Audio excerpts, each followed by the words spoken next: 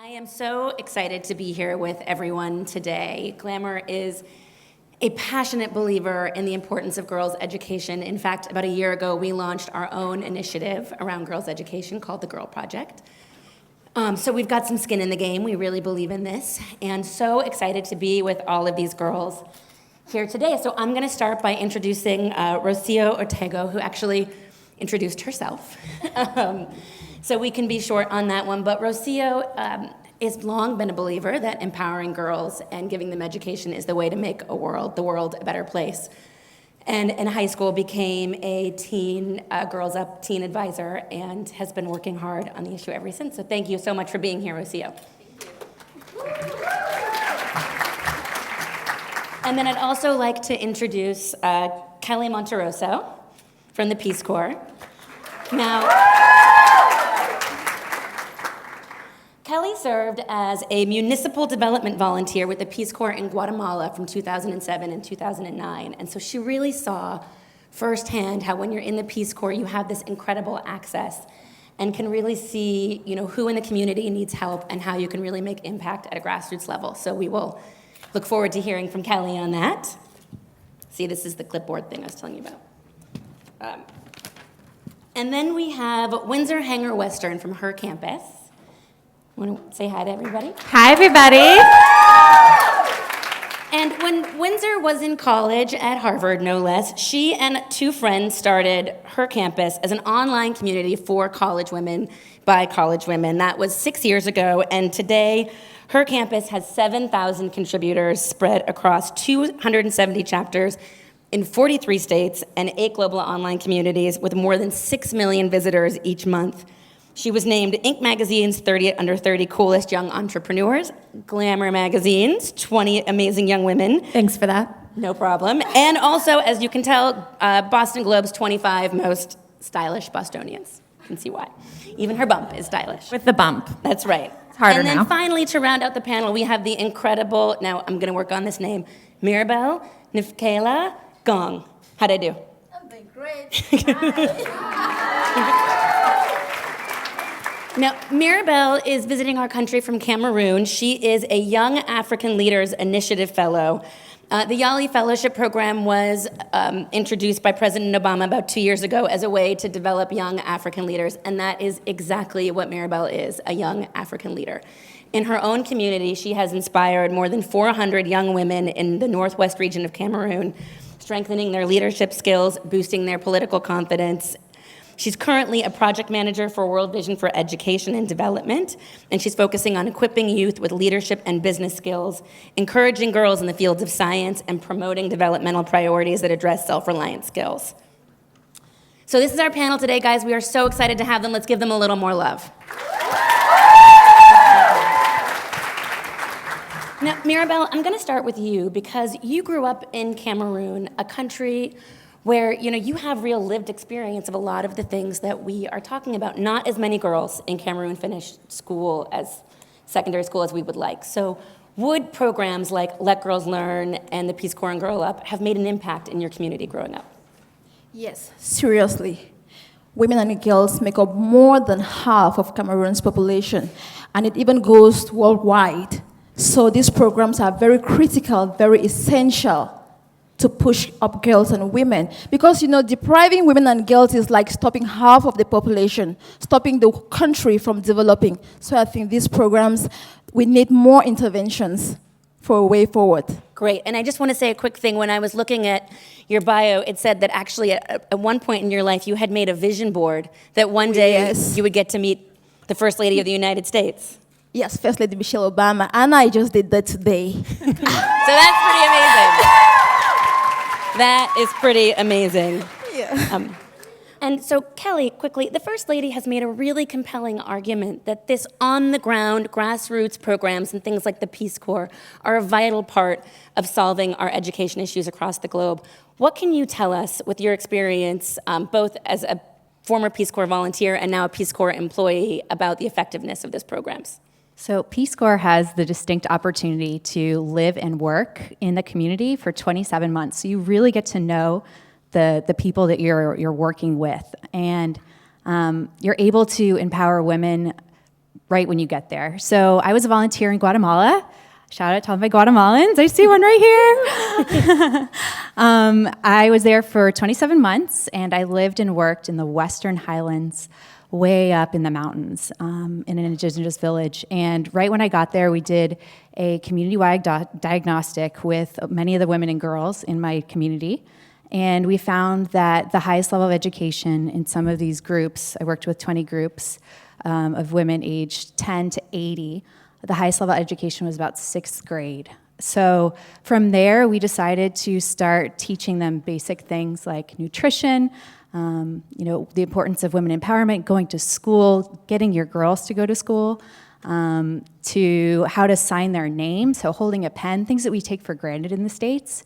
And, it's just amazing how volunteers can go in there and start doing that. My favorite project was we started group savings accounts for each of my women's groups. So women would put in even $1 a month, and then they would be able to take that money out and pay for the schooling for their daughter, or pay for uniforms, or put a roof over their head. So Peace Corps volunteers really have the distinct opportunity to make that impact right away.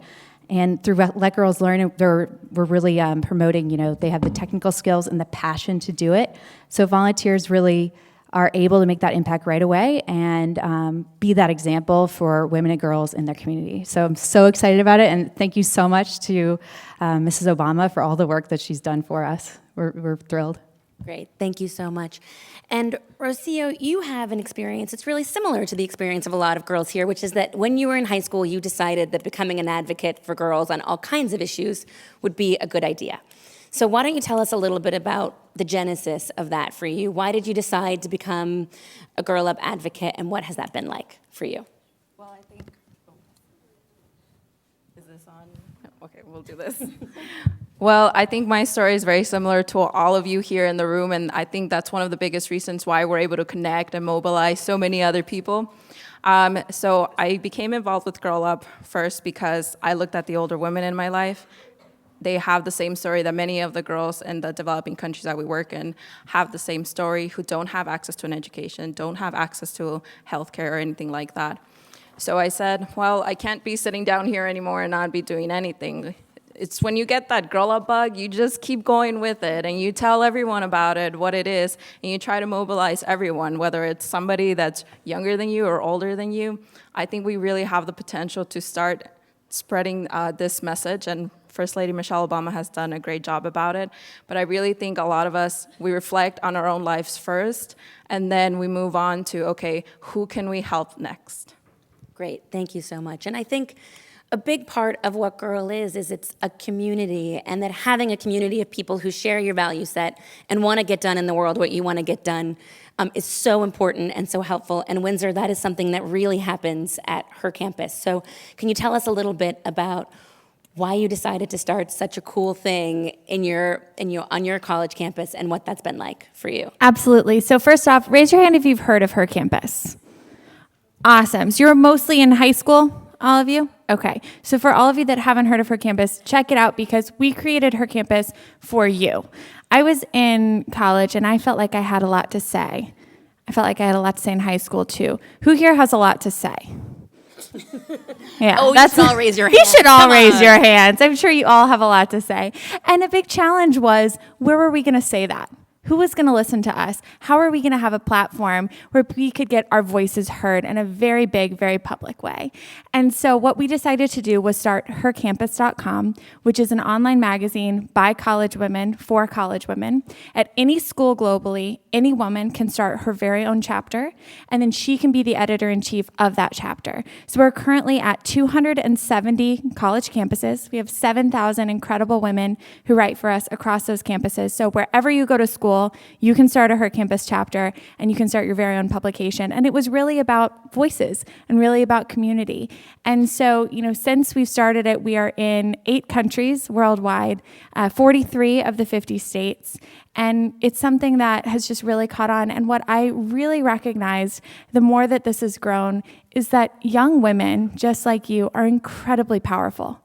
Not only do you have a lot of things to say, but you have a lot of smart things to say. You have a lot of powerful things to say. And that's one of the things I love about my job, is that it's letting you say those things in a place where 6 million people are going to listen.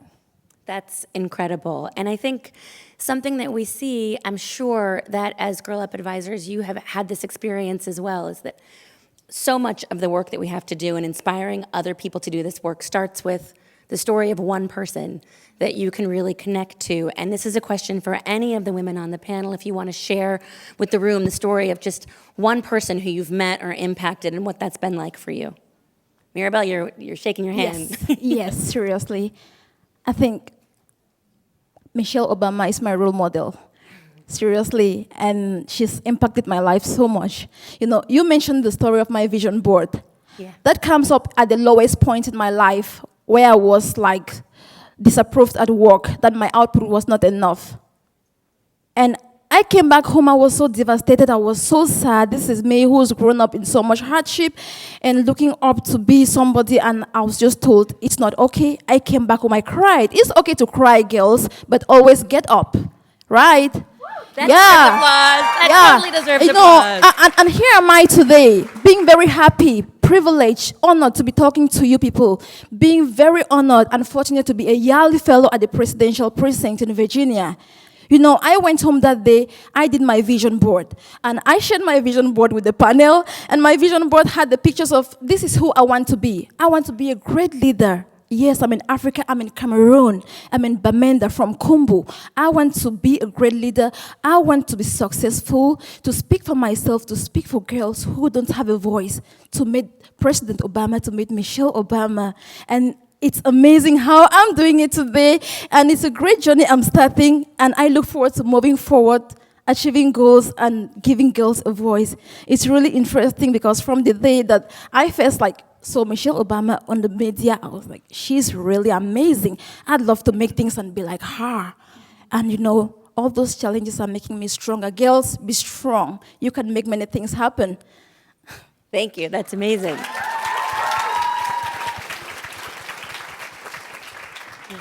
One piece of advice that I absolutely love is Mindy Kaling once said, "Why not me?" You guys like She Mindy said that Kaling? at Glamour, by the way. She did say that. I was there. I was there. Glamour Woman of the Year Awards, which is the most amazing event, except for this one. This one's pretty cool too. And Mindy Kaling was saying she wanted to be an actress and she wanted to be famous, but girls that looked like her couldn't be famous or couldn't be an actress. And she said, "Why not me?" And I think for each of you to take whatever you want. If you say, "I want to meet Michelle Obama today," like Maribel, why not me? Why can't I meet Michelle Obama? Why can't I be a leader? Why can't I achieve everything? Because the biggest thing that's going to stand between you and your dreams and between you and making a big impact on the world is yourself and thinking that you can't. And I know you hear that a lot, but I promise you it is true. So whatever you want to do, whatever change you want to make with Girl Up, with Let Girls Learn, with other initiatives that you're passionate about in your life, if you think this needs to change, why not me? Why can't I be the one that makes that change? That's incredible. Thank you so much. And I think we have a tiny bit of time left, so I just want to ask our following two panelists if there is any piece of advice or wisdom you want to share with the girls in the room as they take their 10 voices and add on 10 voices and, create all those advocates out in the world. Yeah, my microphone works, so I'll go first. I'm not that much older than all of you here, so I really know what it's like to go through not only your teenage years, but try to just share the message with people who sometimes may not understand it right away, but I'm gonna tell you to keep pushing forward because it works. And look at us all today. I was at the first ever Girl Up Summit 4 years ago, and we were in a small room, and now I look out at everyone today and I'm like, whoa, we've grown a big deal. So I really encourage everyone to continue doing what we're doing. Go back home to your schools, your communities, and spread the message because I know that together we're gonna probably have one of the biggest leadership summits next year, probably twice the size of this room. Thank you. And to add up to that also, I would love to tell all of you, every girl deserves to have a voice. And all of you have all it takes to make it. All of you can make it. You have to go home, do your homework, work hard, be determined, have faith, and you can reach out to the stars. That's what my father always told us, and we are making it. Seriously, I'm going back home. Yeah, I've been working with these girls. I've reached out to more than 400 of girls and women, and it's really been challenging. They are in Africa. They are doing great things. It's hard, but they are putting in so much. So work hard also. I'm going back home, not just to continue with what I've been doing, but to make it at higher scale, to set up an organization for mentorship for young girls and women, to give them a voice. Girls, let your voices be heard. Thank you. Yeah. And also, girls, accept greetings from all the YALI fellows all around the United States. There are all 500 of them, and from the presidential precinct in Virginia. We love you all.